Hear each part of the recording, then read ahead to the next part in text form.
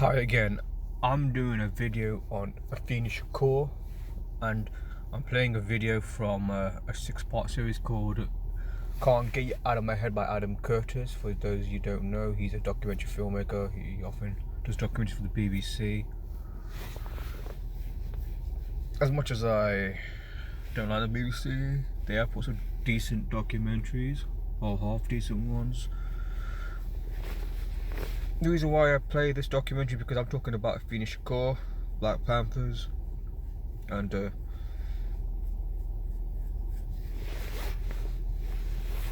I might do a bit of decode as well, but just want to play this video because it looks at a background. Obviously, this documentary doesn't cover the possibility that Black Panthers is a controlled opposition. It mentions about agents, of course, but not that the Black Party were controlled opposition, because that's what they were in reality. So I'll play this clip right now. We want black power. We want black power. We want black power. We want black power. We want black power. That's right. That's what we want. Black power. They responded immediately in a healthy manner. Dr. King came back the next day, but it was too late then. Black power had been established. Alice Williams decided to join the Black Panthers. She became Alice Williams is Afeni Shakur's real name. Tupac's mother. member of a new chapter that had been set up in Harlem. And she changed her name to Afeni Shakur. She later explained what the Panthers meant for her. For the first time, she said, there was now something I could do with all this aggression and all this fear inside me. The Panther Party at that time took my rage and channeled it against them instead of against us. They educated my mind and gave me direction. And with that direction came hope.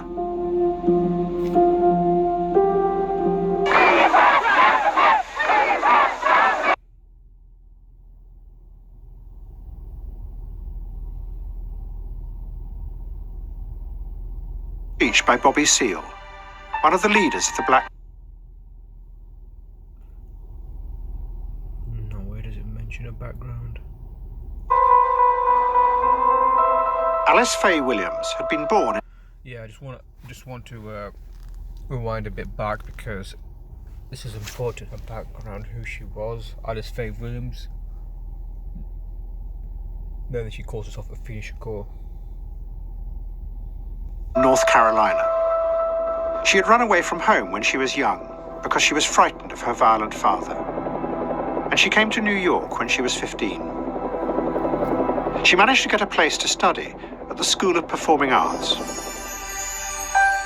Then one day, on 125th Street in Harlem, she listened to a speech by Bobby Seale, one of the leaders of the Black Panthers.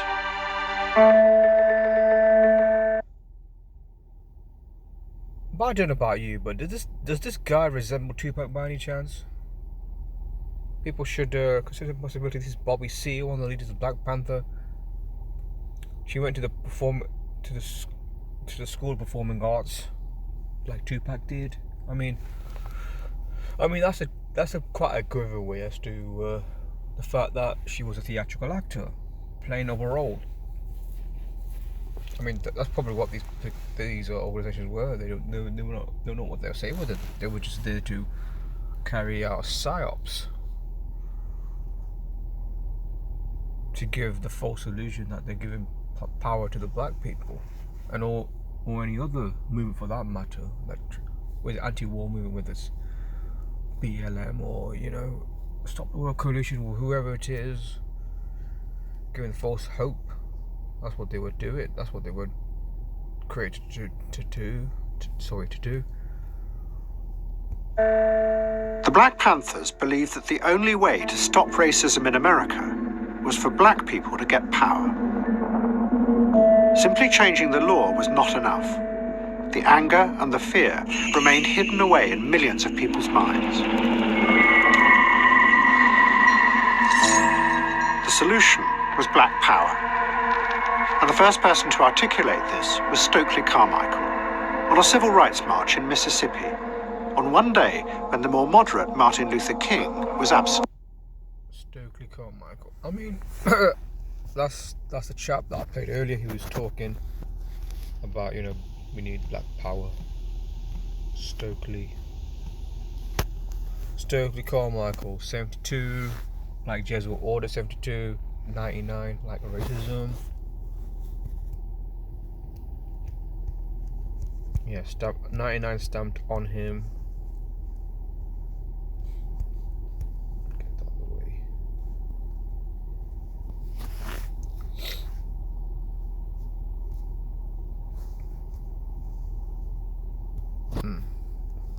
Bobby Seale as well. He was one. He's a guy that got hurt. Bobby Seale. I think that was the name of 56, like Society of Jesus. 56. 34, like murder. 88, like cult.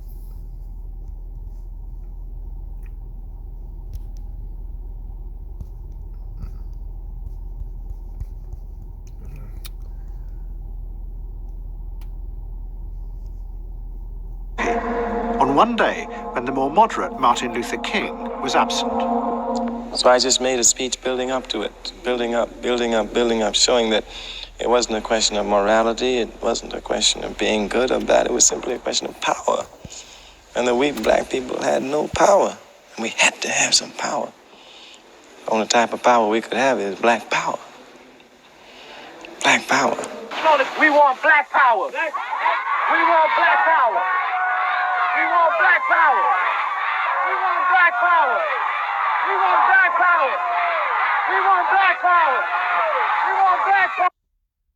Black power.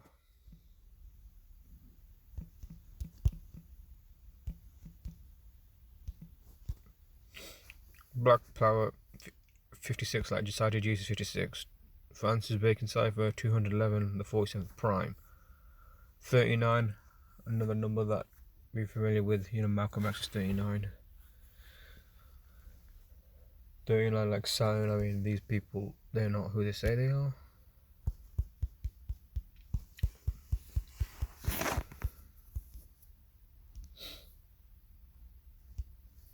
Black power. We want black power. We want black power. That's right. That's what we want. Black power. They responded immediately in a healthy manner. Dr. King came back the next day, but it was too late then. Black power had been established. Alice Williams decided to join the Black Panthers. The Party at that time took my rage and channeled it against them instead of against us. They educated my mind and gave me direction. And with that direction came hope.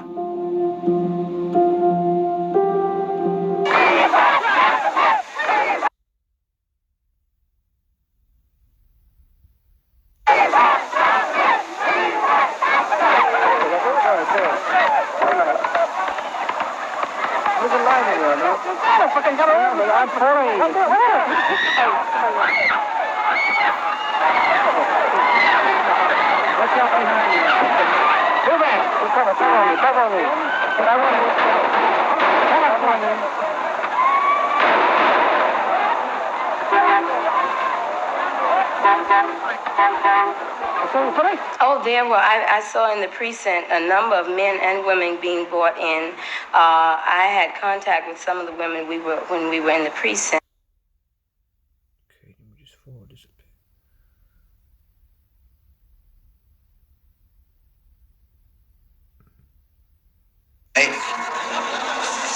I do shows in aid of people like you.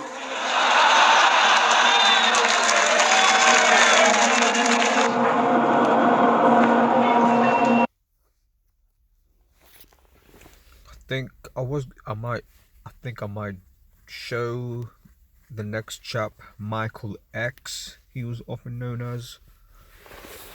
inspired by Malcolm X, but he was another agent, of course.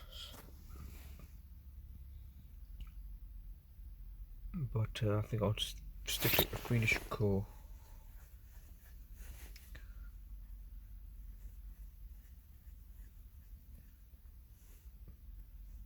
I think it's here somewhere. Afeni Shakur was now a full-time member of the Black Panther chapter in New York. She was certain that the only solution in America was violent uprising. And she spent her time writing poems calling for revolution. But the problem was that she and many of the others in her cell didn't know what to do to make this happen. They watched enviously. Didn't know what to do. No, Adam. They knew what they were doing. They were taking their lives were scripted. Black Panthers was scripted by the numbers, scripted by gematria. It goes back to Kabbalah, ancient Jewish mysticism, the practice of coding numbers into words. They were perfect. They were just reading off a script. They were set up to fail. That's why they fizzled out.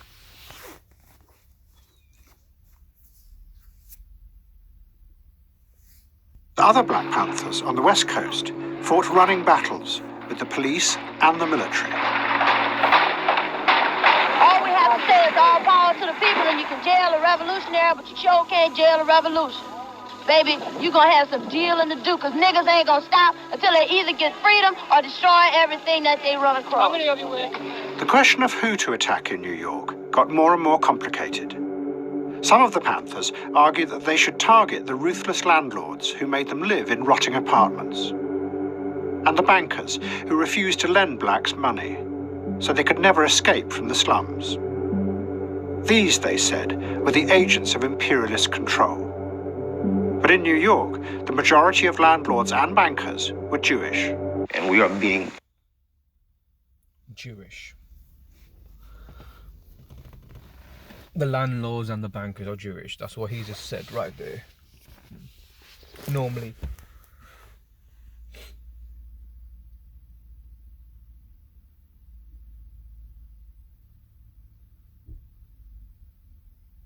Normally they don't mention something like that, but he managed to put that in somehow. I mean, this guy talks about Zionist Jews. Exploited by people who do not live in our colonies, you see, or in our communities. Zaid Malik Shakur.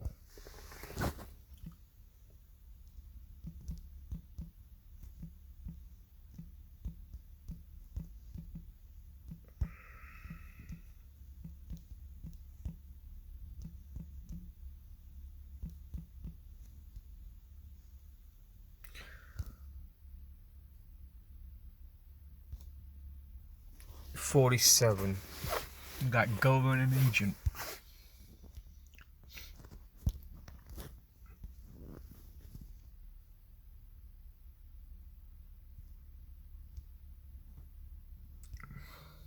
Communities who come into our communities and exploit us every day, you see, and they take the money back to their communities. So this is like colonial imperialism in our content, you see. And the people who exploit us in our communities, particularly in New York City, are Zionist Jews.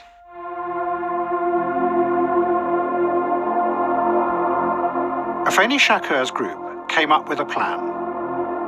They were going to plant bombs in big department stores like Macy's. And they would also bomb the Bronx Botanical Gardens and attack local police stations. But as they developed the plan, Afeni Shakur began to worry. She didn't want to kill civilians. Whether it's debatable whether they want to kill civilians or not, but no. But the point is, they were set up to do all kinds of controversial things because their lives were scripted. It was all theatrical. Whether they were gonna do it, I mean, they were just there to provoke a reaction. and cause chaos. And she felt they were being bullied into it by one of their group. He was one of the founder members of the cell, whose revolutionary name was Yedwa Sudan. And Afeni Shakur started to be suspicious.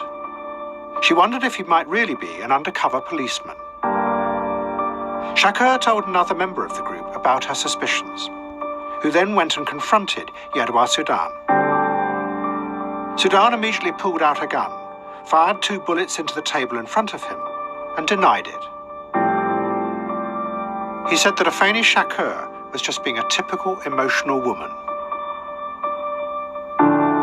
And the group believed him, not her.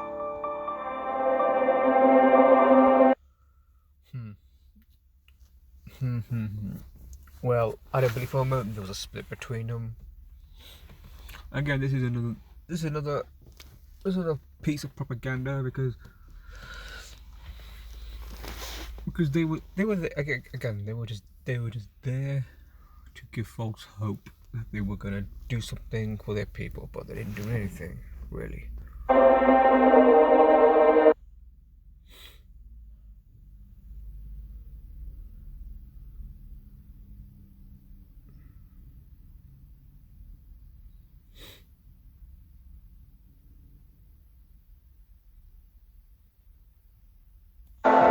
You either use political power to change and reform that.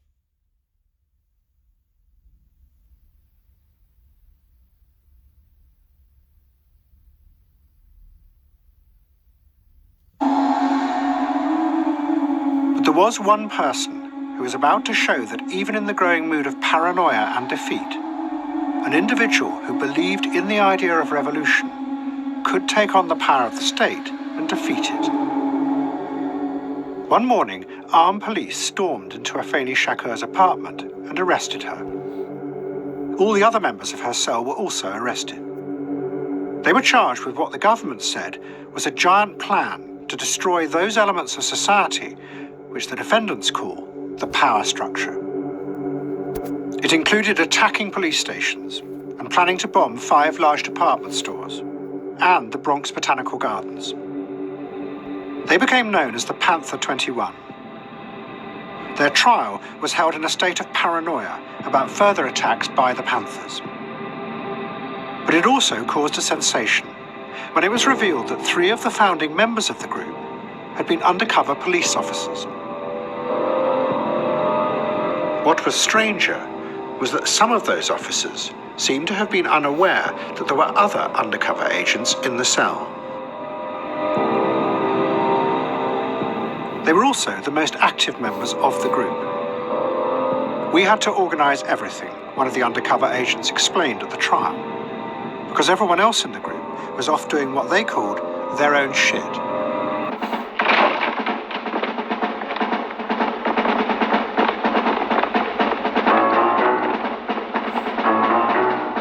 The prosecution claimed that the group had been inspired by violent revolutionary propaganda, and in particular, Something to say about the Panther 21 trial.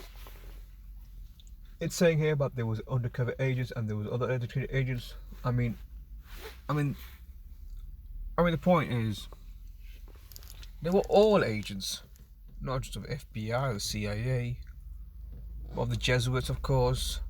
Ultimately, that's who's controlling these groups. So, you can't assume this was a case of, oh look, they are standing up against the government. I mean, look at that, ha ha ha. But it's not what it is, really. By the film The Battle of Algiers, made about the Algerian struggle against French colonialism. They showed the film in the court.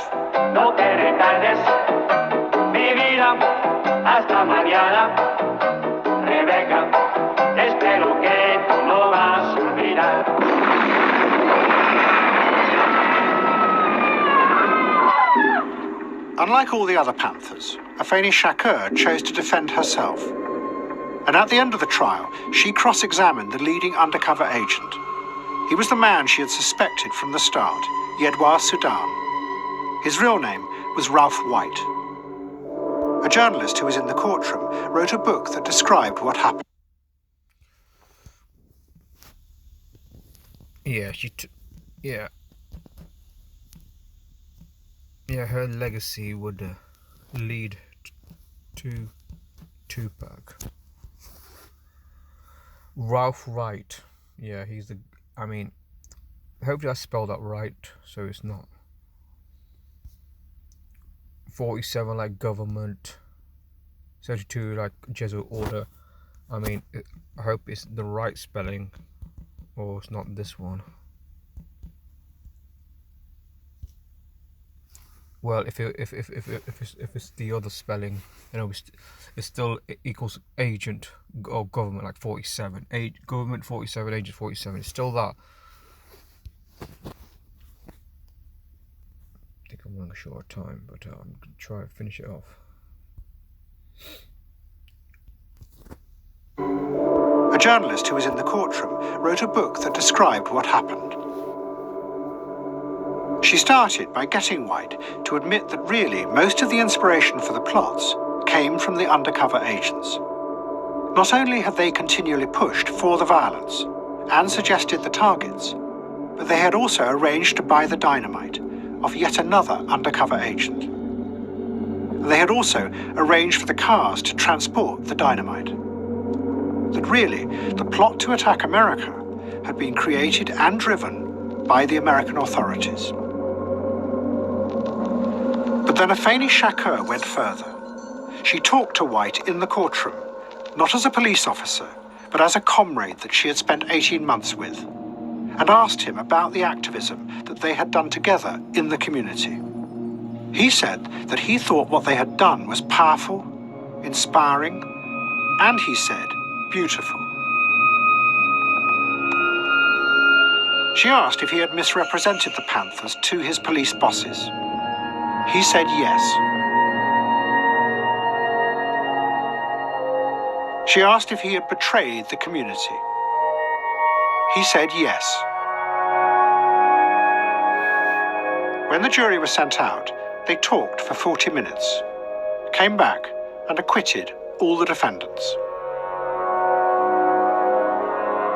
It was a powerful example of how an individual could challenge those in power and win. Sorry, that's not what it was. I much as I heard that this was what happened. You challenged the court, challenged the. I mean, they were all agents engaged in a theatrical play. I mean, that's what it was. There might have been some.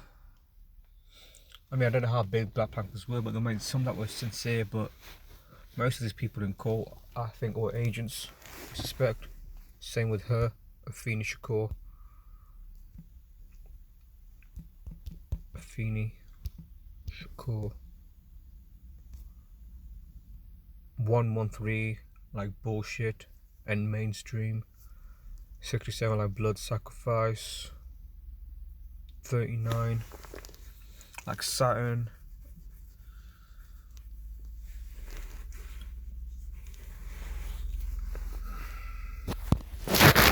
I mean, her real name, her government name, Alice Faye Williams.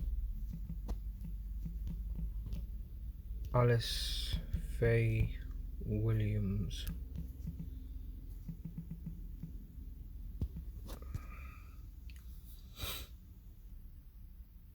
'72. I mean, that's a real name. Alice Faye Williams. '72 like Jesuit order. So again, she's an agent. You can't assume that she's some kind of anti-establishment person.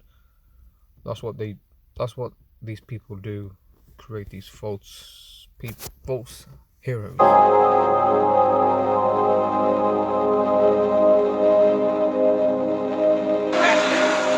But at the same time, the revelations at the trial of how the Panthers had been penetrated and manipulated fed the growing paranoia that was tearing the radical movement apart.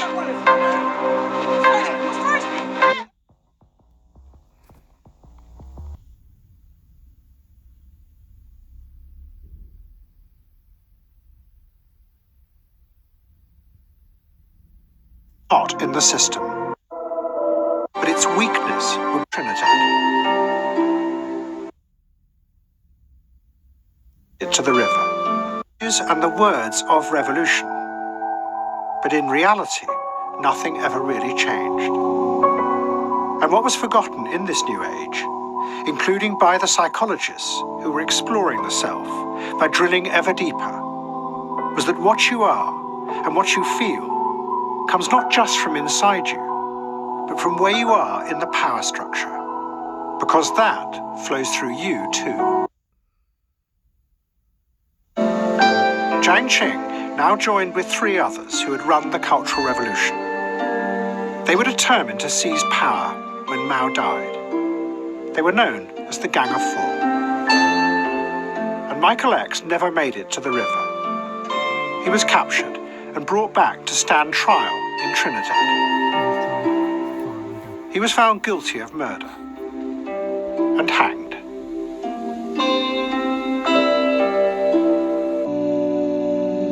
And in the future, the violence and the anger would be played out in the artificial world of culture. It would be the images and the words of revolution. But in reality, nothing ever really changed.